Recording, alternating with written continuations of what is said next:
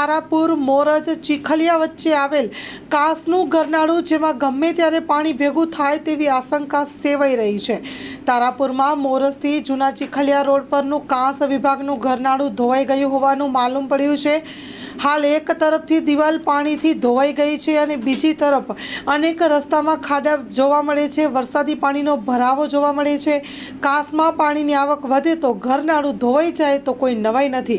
હાલ આ રોડ પર તારાપુર જવા મહિયારા, જૂના ચીખલિયા સહિતના ગામડામાં લોકો રસ્તો અવરજવર માટે ઉપયોગ કરતા હોય છે, ત્યારે મોરજ રહીને કેટલાક વાહન ચાલકો આ જ રસ્તેથી હાઈવે તરફ અવરજવર કરતા નજરે પડે છે।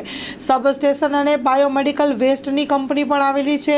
મોરજ અને ચીખલિયાની સીમ વિસ્તાર હોય ત્યારે ખેતી કામ માટે ખેત મજૂરો અહીંથી ગુજરતા જોવા મળે છે। હાલ આ રસ્તામાં વાહન ચાલકો સતત અવરજવર કરતા જોવા મળે તો આ ગરનાળું તૂટી જાય તેવી શંકા સેવાઈ રહી છે અને એવા જ એંધાણ મળી રહ્યા છે કે વહેલી તકે આ તૂટી શકે તેવી શક્યતા સેવાઈ રહી છે।